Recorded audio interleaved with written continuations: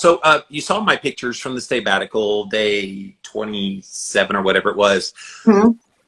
Want to talk about what you saw? If you remember kind of what, like, I don't remember everything. I remember your hips were off, shoulder was off. I think I could see an offset in your spine. You were definitely leaning forward quite a bit. So we measure how far your hips, head, and shoulder are in front of your ankles. Are you from the side? Are you talking about in day one or the updated picture? Because a lot of people commented that they saw my posture improved as I started losing weight. Maybe some of my stomach let go and I was able to be more upright. Yes, no, I did notice a difference between the two pictures. So no, it was good. But yeah, I think there was still a couple of things that we could definitely work on. Yeah, I'll definitely be in touch. So it's fascinating when you're like, so I can fix a lot of those issues. I'm like, I didn't know I had issues. So. Yeah, your knees are definitely externally rotated. Yeah. Of your feet. So that's something else that we look at as well. So how do these things happen? Is it the sitting still? Well, it's not all sitting. It's just the way your body compensates for the things that you do in your life, right? So you could have been injured, doing whatever. You could have been in a car accident. Right. Your weight obviously makes you compensate for different things as well. So it's how you live your life and how your brain interprets that in order to keep you moving and keep you upright. I will tell you that both of my ankles have the propensity to buckle. And so when they buckle, you have to compensate in the body so you don't tumble over. And so I have that. And it shows up in the immediacy as like pain in my shins because I'm having to like tighten those muscles a little more. It shows up as pain in the hips. And so, yeah, I mean, I'm already noticing that compensation happening in real time because you got to function. Right, exactly. And so what you're noticing now is a reaction from compensation that's been happening for years. It's been there probably since you were a kid. Wow. Wow. And so is pain the only sign, or what are some other signs that people might notice that their posture is off that they wouldn't think about? Goodness, usually it's pain. Pain is there for a reason, and we always say that pain is bad, but pain is a good thing. It's there to tell you that there's something wrong that needs to be addressed. It's like the smoke alarm in your home, right? It's there for a reason. So pain is the biggest one. You might notice things like muscle strains, which again is going to correlate to pain. That sort of thing. So most of the time when you're off, you're going to injure yourself in some way or another. So it's kind of, how do I say it? Most of the time it's going to correlate to pain. And it might not right away. You can go probably for years and years being out of alignment. And then at some point, you're going to get in a car accident or you're going to trip or something's going to happen. And if you were in alignment, you would overcome that much more quickly had you been in alignment. Like I know I've been in 2 minor car accidents in the last 7 years. And so I just go to my boss, he measures me, he writes me up a new routine. And where normally I probably would have been, in a lot of pain, I'm better within a day. Yeah, and people like miss a step or something and that kind of throws their body off. That's probably a common one where people don't see there's like a step down and they miss it and the body's like, it's kind of jarred. Well, I know even when my body was out of alignment, I could sneeze and throw my back out. Like that's how out of alignment I used to be, or I could roll over in bed and grab a kid and there it goes. Can't do anything for a week. Wow. Yeah, the whole throwing your back out thing is so like it's a thing that people, I threw my back out. It's like, did you like really, or was it already out and you just made it worse? Exactly. Right. And that's what most people don't know is, generally where you're feeling the pain is just the reaction of where the problem lies. So usually if people say, my left side hurts all the time, it's because your right side's not working properly. I like that. Mm-hmm. Cecilia wants to know if your program would help someone who's had, say, a herniated disc or some other kind of thing like that. Yes, I actually myself have several herniated discs that all I do is my Symmetry routine daily.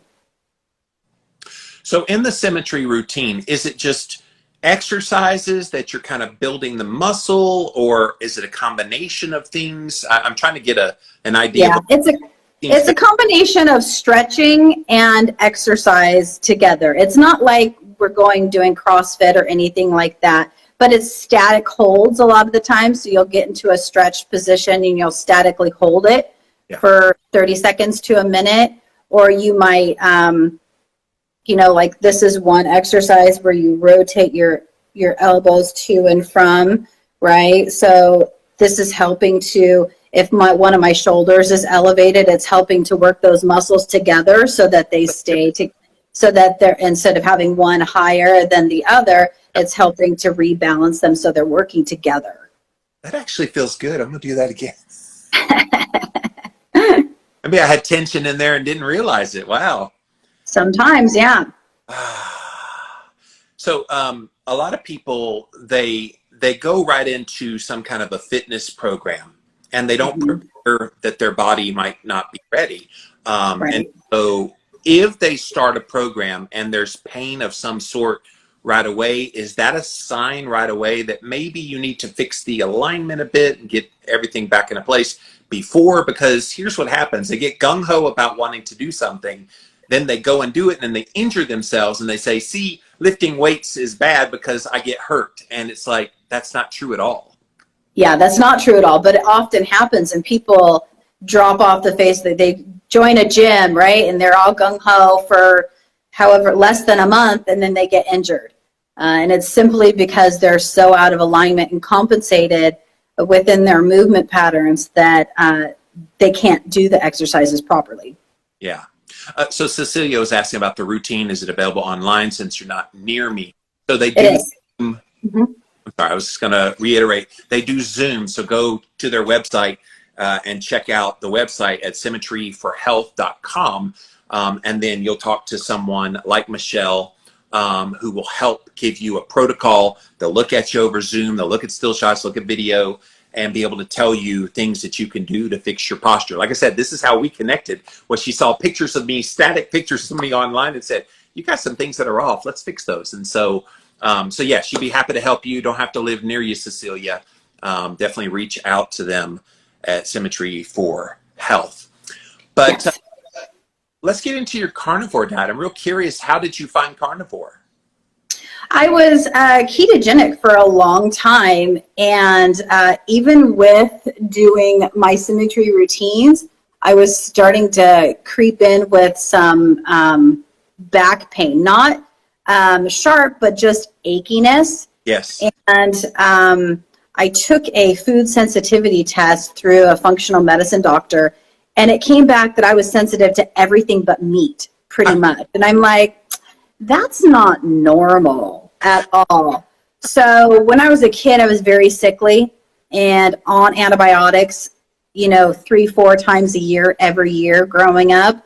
And I was like, oh, okay, I must have leaky gut syndrome that I'm going to need to heal, because it's not normal to not be able to eat anything but meat. So that's what got me interested in eating carnivore, was to heal that gut and get all the inflammation out of my body. And within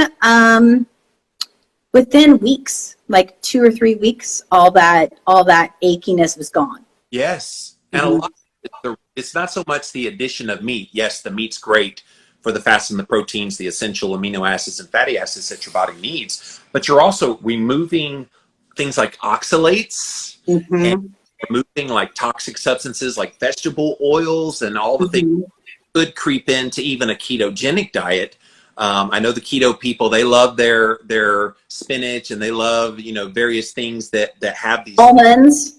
Almonds are not good for me at all. So they do the almond flour and all that kind of stuff, and yeah, I just can't do that. Have you experienced the dreaded keto flu? Did you know that most of these symptoms are actually due to your body dumping excess electrolytes? This is where Element comes in. Element is a tasty electrolyte drink mix with everything you need and nothing you don't. That means lots of salt with no sugar. Element is formulated to help anyone with their electrolyte needs and is perfectly suited to folks following a keto, low-carb, or paleo diet. Element contains a science-backed electrolyte ratio, 1,000 milligrams of sodium, 200 milligrams potassium, and 60 milligrams of magnesium, with none of the junk, no sugar, no coloring, no artificial ingredients, no gluten, no fillers, no BS. Everyone needs electrolytes, especially those on low-carb diets, or if you practice intermittent or extended fasting, if you're physically active, or sweat a lot. Add Element today and see how much better you feel and perform. Use the URL drinklmnt.com/Jimmy. And so when you have knowledge, your body is giving you signals back to the kind of pain. When you feel something digestively is off, when you just feel like, I ate a meal, but then things just didn't feel right in there, that's a sign. You got to pay attention to those signs. So kudos to you kind of going, okay, this all meat, that can't be right. No. Did you know about Kelly Hogan at all at that point? I didn't. Like I started following her after that. So, yeah, that was back in January that I went carnivore. Okay, so this is kind of a new thing for you, and you've been at it for most of 2021. That's awesome. So what did you notice right away, other than the mental aspect of, oh my God, all I'm eating is meat, this can't be good, and kind of having all those hesitations? Actually, I didn't, because I was keto before that. My diet was more limited anyway, and I noticed right away that like my food cravings went away. There's no more I need or I want this or that. So it definitely helped with that for sure. What did your husband and kids think about you switching over to this? Because they had watched you do keto, but like this is next level keto is carnivore. It really is. It really is. So one of my sons does keto with me. He likes being able to see a six pack. He's 18, and so he really enjoys that. He's got to get the ladies, mama. He's got one, yeah.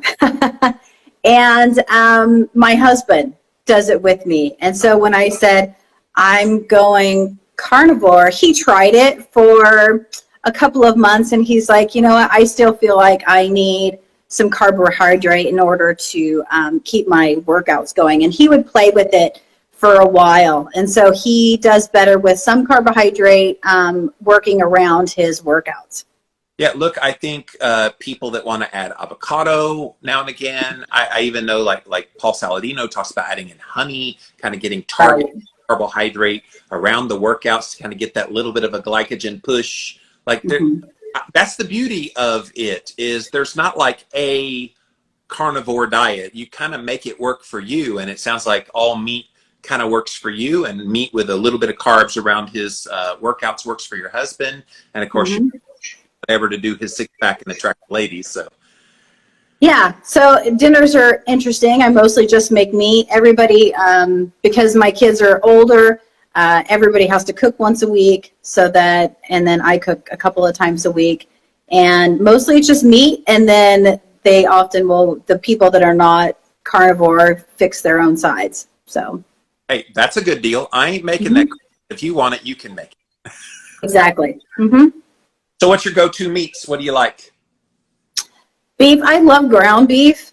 It's one of my favorites. Yeah, I know it's cheap, and my husband's always like, really, ground beef again? But it's quick and it's easy. I also like, I remember Kelly Hogan talking about a chuck eye steak. We don't have them out here in California, and I found at a Winco food over by my house has them every once in a while, so I'll get a chuck eye. It's like a cheap ribeye, because the ribeyes are $14 a pound right now. So I've been getting those chuck eyes every once in a while, and they're half the price. Yeah, that's a southern delicacy, the chuck eye down here. We Yeah. put the chuck eye in the crock pot and we let it fall off the bone, and yeah, it's